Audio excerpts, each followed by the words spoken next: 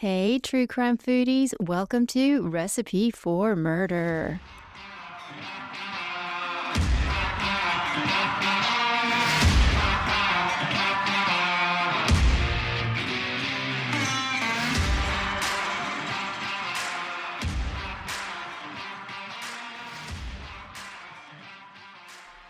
Hi, guys, and welcome to a brand new episode of Recipe for Murder. I'm your host, Laura Michelle, and we are officially in 2026. Happy New Year, everybody! Yay! Which means the holidays are now behind us, and I hope you had a really good holiday season, and I hope you managed to stay well. I know so many people were sick, and that was the case for me and my family, but we are on the mend now, and we are looking forward to see what 2026 has to bring. I hope it is full of adventure and just all things good. The case I have for you today takes us back to 2003 at the University of Tennessee in Knoxville. But before we get into that, we need to talk about our recipe and killer ingredient of the week. Because we are in the thick of cold and flu season, the recipe that I want to share with you guys today is, and the name makes me laugh, the Flu Fighter. Sorry, I thought it was funny. The Flu Fighter, it is a soup. I could make an entire podcast about soup, and I will one day, but that day is not today. The Flu Fighter is a healing twist on the classic chicken noodle soup. It's designed to help your body feel better when you're sick, run down, or just feeling a little off. It's called the Flu Fighter because it is known for the ingredients that support your immune system, your hydration, and just like soothes your airways. It is so good. My killer ingredient this week is pickled onions. If you've never had a pickled onion, you're missing out. And if you've never had a homemade pickled onion, you are really missing out.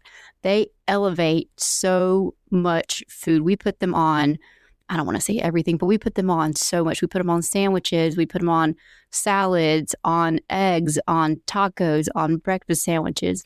They are so good, so easy to make. I mean, you can make them in probably 5 minutes and you will be really, really glad you did. So I'm going to put the links to both recipes in the episode notes. All right, enough about food, and now let's get to the reason why we are really here. It's early May in 2003, and the classes at the University of Tennessee are wrapping up. Students are finishing their final exams and preparing for graduation. Among them was a 25-year-old student set to graduate with her master's in archaeology. Graduation was just 5 days away, but sadly, she would never walk across that stage. While she was planning her future, someone else was planning her death. This is the murder of Sandy Jeffers. Sandy Jeffers was born on January 4th, 1978 to her parents, Walter and Wanda. She had one sister, Angelina, and they lived in Scott County, Tennessee. She was described as bright, friendly, and a little shy, but her friends said that she would open up once she got to know you. She was not into the party scene at all. She was focused, driven, and she always put her education over everything else. She was a straight-A student, and as I mentioned earlier, she was about to receive her master's in archaeology, and she was planning on continuing her education to pursue a PhD. At the time of her death, she had been dating her boyfriend, James Anderson, for about 5 years.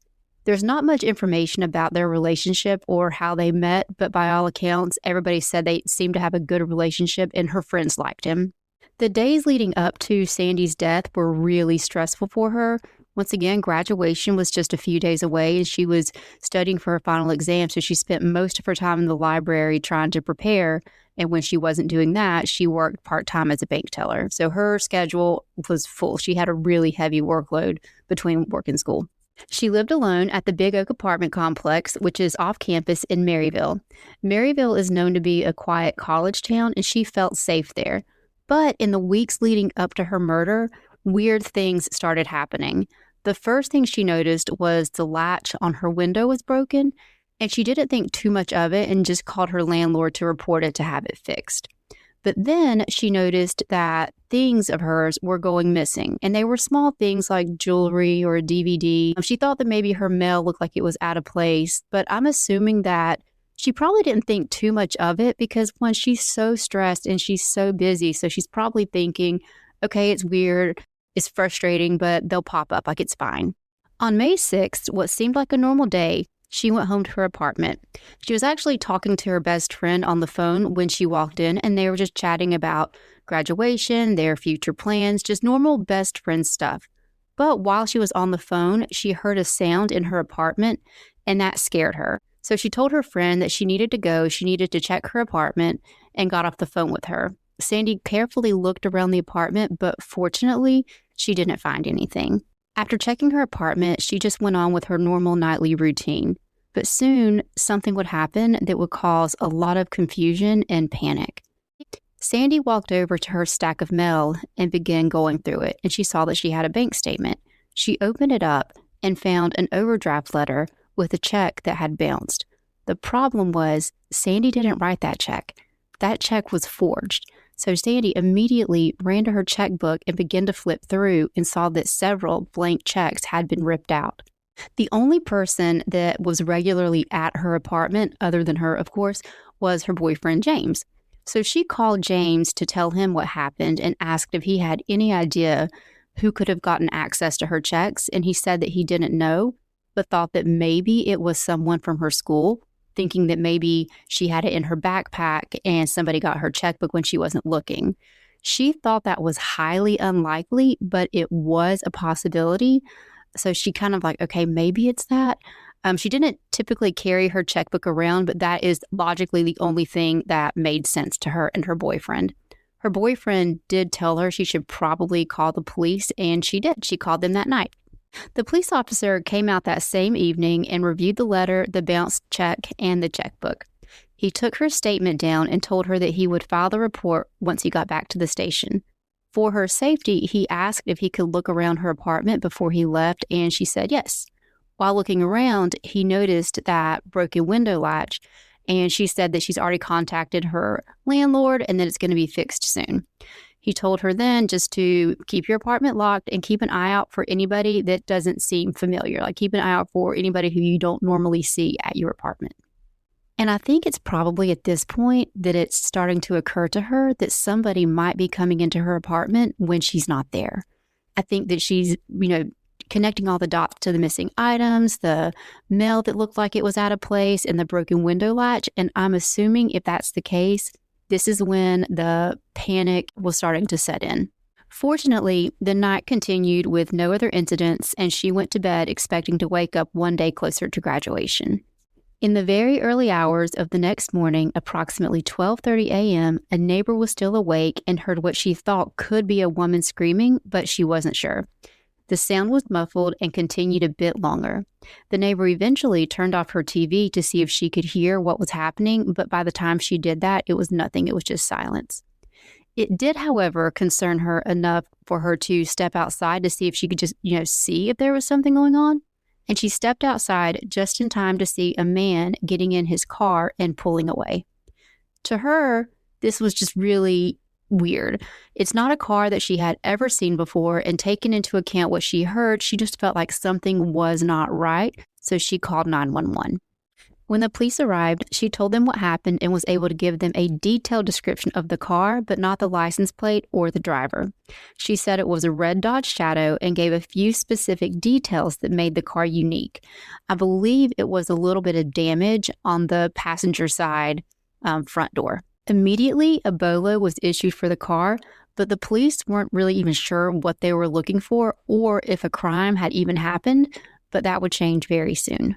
Later that morning, Sandy did not show up to her classes and was not answering her phone. Her boyfriend and her friends were all trying to call her. They didn't immediately panic when she wasn't answering because they were thinking, okay, maybe she's taking one of her exams, maybe she is studying, so she doesn't want to be bothered. But when they found out that she didn't show up to those classes, that's when they knew that something bad happened, and they went to the police. They knew that Sandy's number one goal was her education and graduation, so they knew that this was not like her and something was wrong. The police immediately went to Sandy's apartment to perform a welfare check. When the police got there, the door was not locked. They went inside and they knew immediately that something bad happened. There were signs of struggle in the bedroom, and there was a roll of duct tape left behind. Sandy's keys and her purse were still in her apartment, and her car was still parked in the complex parking lot. But Sandy was nowhere. They quickly connected the 911 call from the night before from the neighbor and ruled that Sandy had been abducted. Based on the information from the neighbor, they believed that Sandy was still alive when she was taken, and it was crucial that they found her as soon as possible. The news of a University of Tennessee student being abducted spread quickly and was making headlines all over the local news stations and the radio. The police learned as much as they could about Sandy by talking to her friends and, of course, her boyfriend, James. And because it's almost always the partner, James was immediately a person of interest. They asked him where he was the night before, and he said that he was at work. They asked if he knew of anyone who had an issue with Sandy or anyone who could want to hurt her, but he said no. They then asked if he and Sandy had been fighting, and he told them no, they were good. Everything was fine. They then got his supervisor's contact information to verify the alibi. And shortly after, they did contact his supervisor, who said, yes, he was at work and we can prove it if needed. So as of now, James is no longer a person of interest. Meanwhile, a statewide search for the car was all over the news, and police were asking anyone with information to come forward. Later that same day, a major lead came through. The information about the stolen check was uncovered. They learned that whoever stole her check and forged her signature used it at a local Walmart to purchase bike rack and camping gear. On May 9th, 3 days after the abduction, well, I guess technically 2 days after the abduction if she was abducted after midnight, but they were able to access Walmart's surveillance recording, and it captured a pretty good video of the person making the purchase and writing the check. The check was time-stamped at 1:14 p.m. on March 9th, which was about 2 months earlier, which aligned with the man making the purchase. He was a white man wearing jeans, a t-shirt, and a red ball cap. His face wasn't completely visible, but it was enough to go on. And I need to give a shout out to Walmart right now because this was back in 2003. The fact that their surveillance was so clear they were able to make out that level of detail is really impressive. And it's really impressive that they still had the recording 2 months later. It's not uncommon today to have a recording gone after a week. So the fact that they still had it and the quality was that good, shout out to Walmart. The detectives pulled a list of all the registered red Dodge Shadows in the area, and there were 33. They then pulled up the driver's license pictures of all the people the cars were registered to and compared them to the man in the surveillance. It didn't take them long to identify a man named Aaron Lee Skeen as a probable match to the man in the video. He was 20 years old and he worked at a local home improvement store. Once they identified him as a possible suspect, they asked Sandy's friends and family if they knew who he was, but no one did. No one in her close circle had ever even heard his name. And at the time, there was nothing connecting Sandy to Aaron. They ran his criminal history and it came back clean. That same day, they drove to his house to question him. He was actually still living at home with his parents at the time, and that house was only about 1.5 miles away from the police station. They knocked on the door, and Aaron answered. They asked him if he knew why they were there, and surprisingly, he gave an answer. He actually asked them if it was about the stolen checks and then promised to pay it back before they could even provide any detail. The police told him, sorry, I just think that's so stupid. The police said that it was more serious than the checks and asked him to come back to the station for an interview, and he agreed. During the interview at his house, he was just really calm and didn't really show any kind of emotion.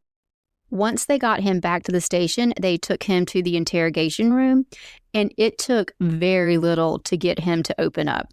And I really liked the detective's approach on this. It wasn't like, so, you know about the checks, have anything else you want to tell us? They were very direct, and they just said that they knew that he had stolen the checks from Sandy's apartment, and they wanted to know where Sandy was.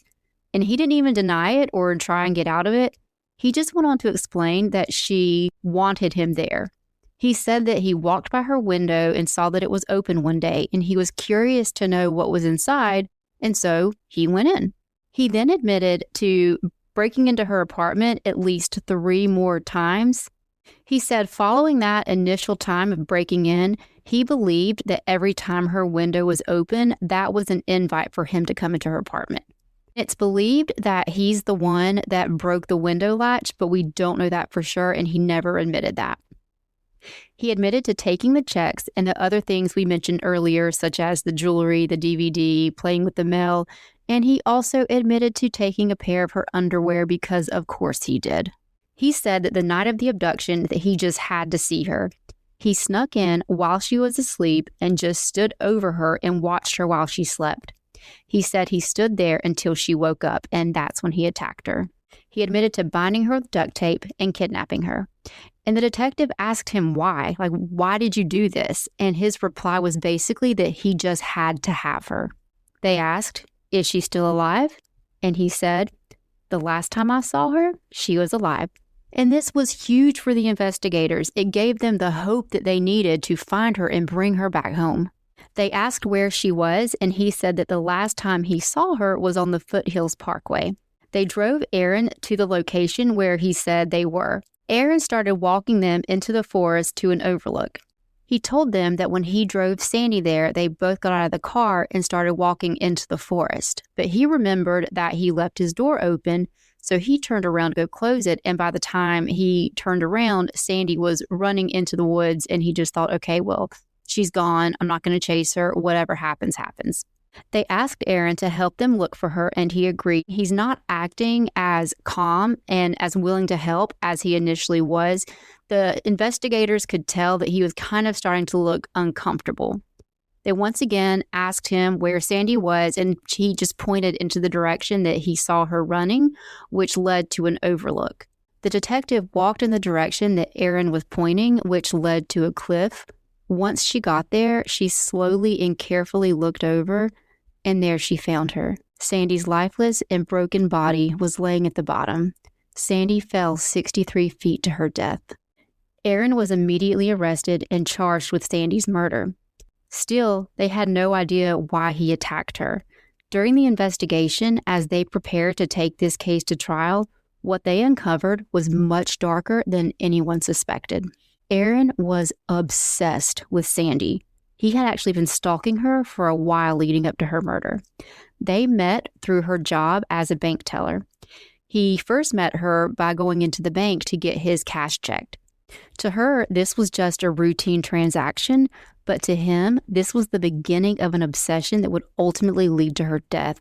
At that moment, he learned his name, and he was able to find out where she lived and where she went to school. And once again, this is back in 2003. You can't just hop on Google. So how he was able to quickly get this information is unknown and just really scary. Every time he went back to the bank to cash his check, he would specifically and only choose Sandy's line, even if that meant that he had to wait. And keep in mind, once again, 2003, we didn't have direct deposit back then. If you wanted to put money in your bank account or cash your check, you had to go to the bank. But after that initial interaction, he was consumed by her. He started watching her, hiding in the shadows. He watched her at school. He watched her at home. He learned her routine. He knew when she would be in class and when she would be home. And what's so scary, I mean, all of this is horrific, but she never saw him. She had no idea she was being stalked. He would sneak into her house while she was gone just to go through her stuff, touch her stuff, and he would take a trophy with him every time. And we have no idea how long he would stay there. He knew her routine. So he knew if she was at work. He knew if she was at class. So I can just picture him. Unfortunately, I don't want to, but I can just picture him creeping around her apartment, touching her stuff, sitting on her bed, sitting on her sofa, and it's disgusting. Ugh. It's also believed that he was able to find a spare key one of the times that he was in her apartment, and that's how he would get back into her apartment every time he would come back, and possibly the final night that he abducted her. Now we're going to get into a really hard part, and this is what happened the night that he abducted Sandy. Trigger warning, there is a sexual assault that takes place, so just listen with, caution. Sandy got home around 5:30 p.m. and she was on the phone with her friend. She heard the weird sound, but it turned out to be nothing. She discovered the check, called the cops to make the report. She likely had dinner, studied, and she talked to James on the phone and got ready for bed and went to sleep around 10 p.m. This is just based on what time she talked to James. Sometime after 11, Aaron drove to Sandy's apartment and parked close by the front entrance, but not visible to where the neighbors could see him. Around 12:30 a.m., he quietly entered her apartment with either the key he possibly had or by manipulating the lock with a credit card or something. We just know, once again, there's no forced entry. He quietly creeped to Sandy's bedroom and stood over her until she woke up. As soon as she woke up and saw him, she started screaming and he quickly attacked. He was prepared with what has been described as a, quote, rape kit, which consists of duct tape and rope. He said that she fought him, but he was able to quickly bind her hands behind her back and then duct tape her mouth and eyes. Once Sandy was bound, he then began to rape her, vaginally, anally, and orally. He also told her that he had a gun, which he didn't. It's just brutal. Aaron went to get the car and left Sandy, still bound and very weak from the attack, on the bed. He drove his car close to Sandy's door, went inside, picked her up, and brought her back out and placed her in the trunk. And this is when the neighbor came out to see him walking from the trunk, getting into his car and driving away. Now, she didn't see him place anything in the trunk, but that's when she thought, this is really weird. I've got to call 911. Once Aaron had Sandy in his trunk, he began driving towards the Foothills Parkway, which is near the Great Smoky Mountains National Park. And I'm not sure if he even had a plan at this point, because he didn't know that the neighbor saw his car and had called the cops. So he had no idea, at least for a little bit, that there was a bolo for his car. I'm thinking he was driving there just really without a plan, and then as the morning progressed and her abduction was reported and they connected the 911 call, he probably caught word either by the radio or something that there was a missing woman and that there was a bolo for a car that matched his very well. And he probably panicked, and this is when he made the decision that he has to get rid of her. And it's also really scary because if that neighbor did not call 911, there's no telling how long he would have kept Sandy and what he would have done to her. So thank God for that neighbor. If you see something, say something. We all need to be like her. He said that they stopped at an area called Look Rock. He pulled her out of the trunk, still blindfolded, and verbally instructed her to start walking. She had no idea where she was or where she was even going, but she was barefoot, so she likely knew that she was in some kind of wooded area. He did take the duct tape off her mouth, and Sandy was begging for her life. They slowly walked through the woods, she walking probably very slowly, just not knowing where she's going, probably taking very small steps and trying to feel with her feet where she's going. Eventually, it led them to a cliff, and Sandy stopped. She could tell that they were at the edge of something, and she had no idea how far down it was or where she was, but I'm assuming she probably knew what was about to happen to her, and this is when she started pleading for her life. But what did Aaron do? He quickly and quietly got behind Sandy and pushed her off. Sadly, she did not die instantly from her fall, and she sustained so many injuries. Her injuries include, but are not limited to, several broken bones, a fractured spine, a broken pelvis, severe brain injuries, a punctured lung. Several of her organs were damaged, and her body was covered in bruises and cuts. At the time her body was found, her hands were still bound behind her back, and there were several layers of duct tape around her eyes. In addition to the traumatic injuries from the fall, the medical examiner also said there was evidence of rape. She had anal lacerations, and her cervix was severely bruised. So this shows you just how violently his attack was. I'm so sad that Sandy had to go through that. It's horrifying. As I mentioned earlier, she did not die instantly from the fall. All we can hope is that the impact at least knocked her unconscious and she wasn't laying there in pain. And side note, there is nothing in my research that says why he chose that night to attack her. So this is just my opinion. These are the two scenarios that make the most sense to me. Because he had been watching her so closely, if he were outside her apartment that night, he would have seen the police go there. And he knows that he's been going into her apartment. He knows that he stole the checks. So it's safe to assume that if he did see that, he knew that it likely had to do with him, and he's about to be in trouble. Another reason is he knows that Sandy's close to graduation, and I doubt he knows what Sandy's future plans are, but probably thinks that once she graduates, she's gone. Or maybe it's the combination of the both. I don't know, but those are the two things that I think are most likely the reason why he acted when he did. I want to stop here for a minute to talk about the psychology of a stalker. I learned so much about stalkers researching this case, and I think we really need to spread the word and just have more stalker awareness out there. It's truly horrifying. Most stalkers convince themselves that their target owes them something: affection, attention, forgiveness, acknowledgement, stuff like that. Their delusion creates a feedback loop, so every failed interaction becomes proof that they just need to try harder. And I think in this case, by failed interaction is when he would go to the bank and try and make small talk with Sandy, but it wouldn't go any further than that. The key psychological traits of a stalker are narcissistic personality traits. They think like, oh, they just don't realize they want me yet. They have obsessive reflection, which is the constant mental replaying of past interactions, imagined conversation, or like the what ifs.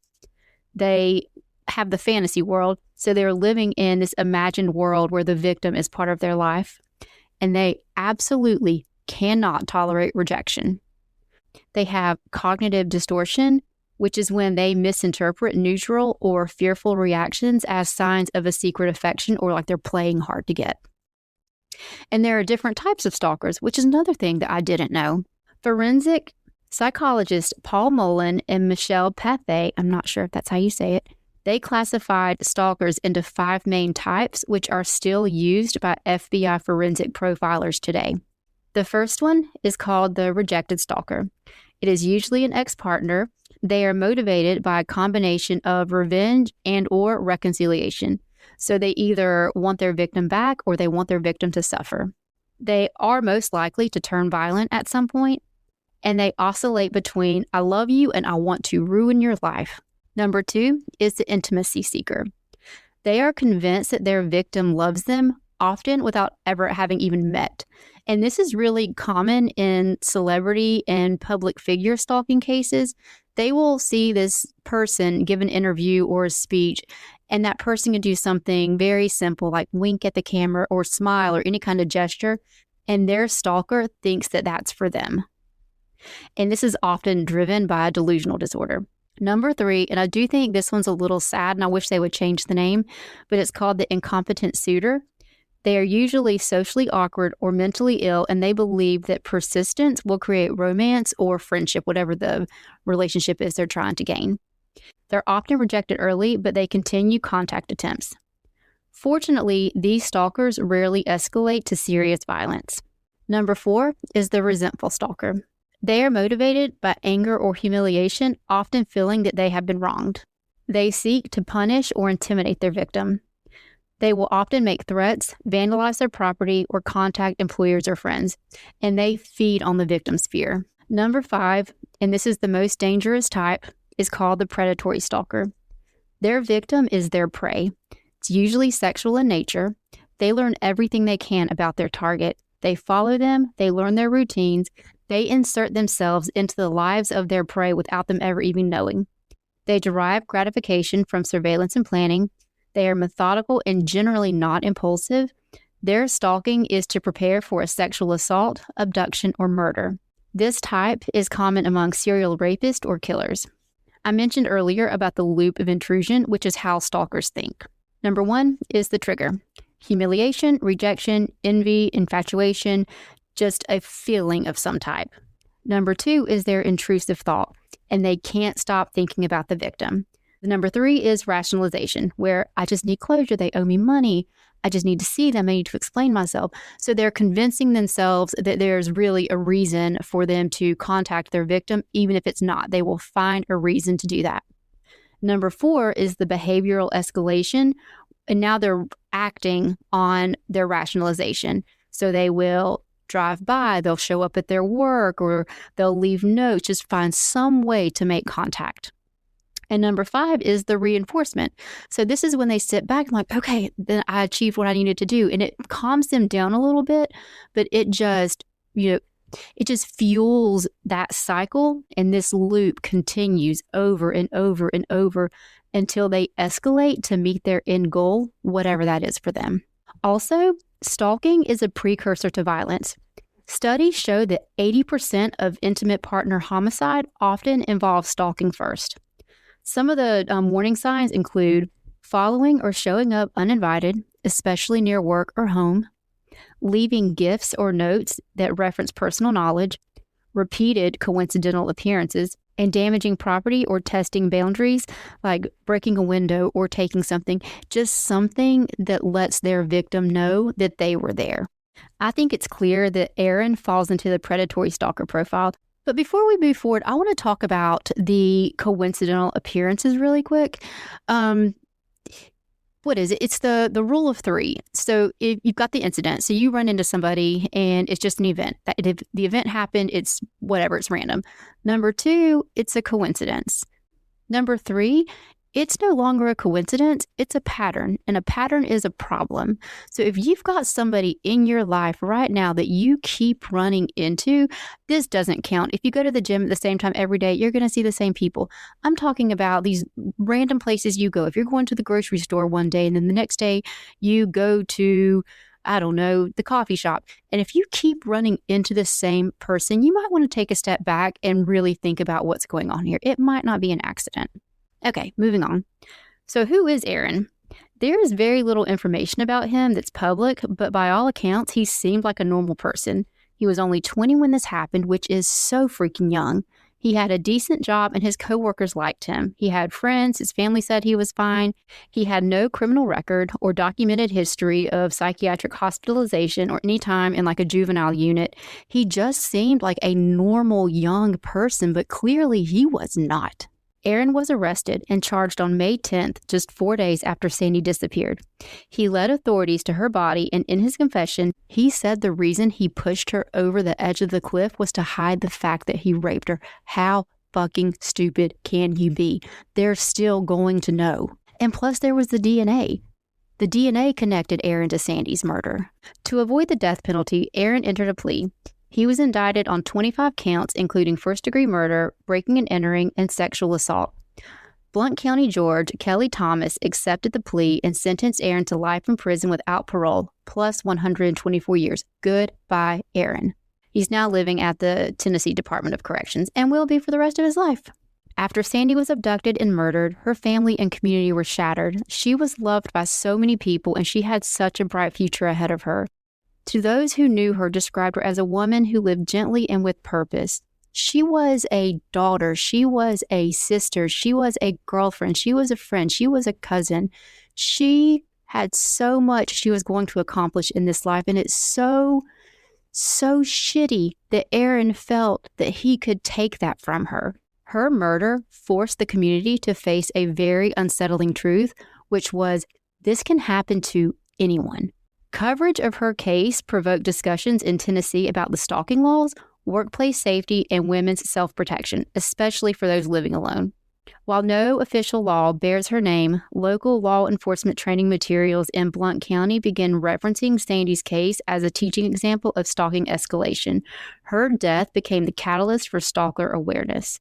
And that's the case. Okay, guys, before we get to our palate cleanser, I do want to take a couple of minutes to talk about just safety. But before I start, I do want to say that Sandy, I believe, Sandy could not have prevented this. Even if her apartment complex had a little more security, I think that he was so obsessed with her and consumed with her, he was going to find a way to do what he wanted to do no matter what.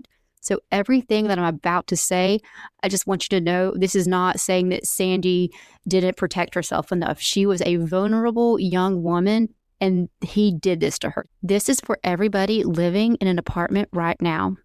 Add an extra lock. I know you're not supposed to, but hear me out. I'm going to tell you a story. I lived in an apartment about 10 years ago, and it occurred to me one day, at least the way it was with this particular complex I was in, that everybody who lived in that apartment maybe still had a spare key, meaning somebody could come into my apartment. And I know that most people are not crazy enough to say, oh, this is my old, apartment key. I'm going to go check it out and see who's living there now. I know most people are going to do that.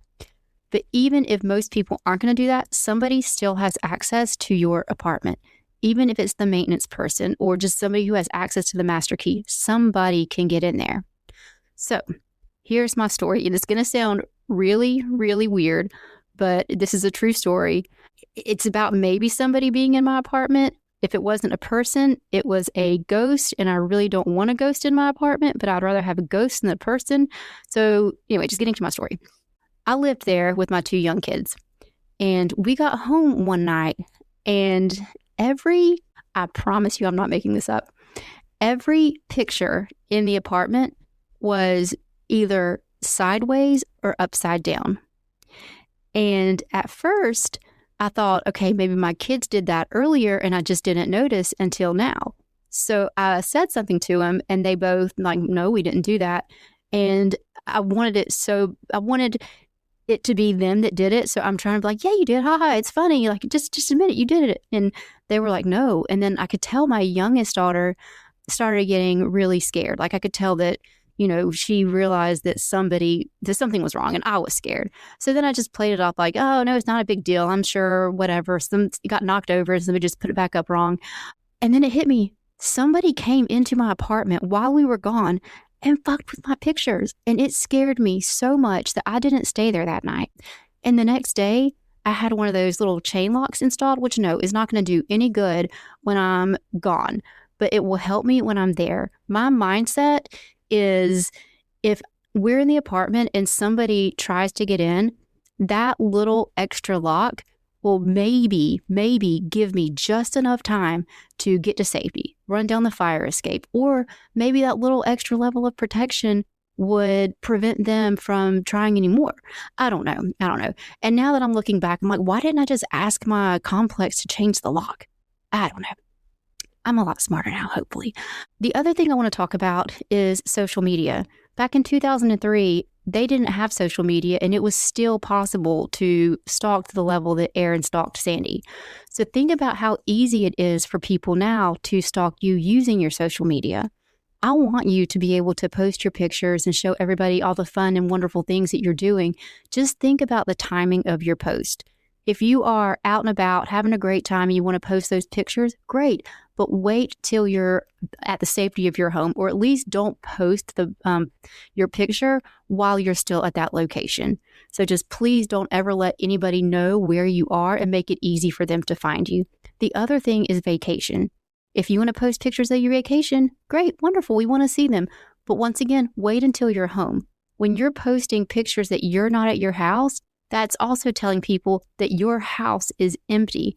And if there's criminals out there, they follow you, and you don't know who's a criminal because you don't really know anybody.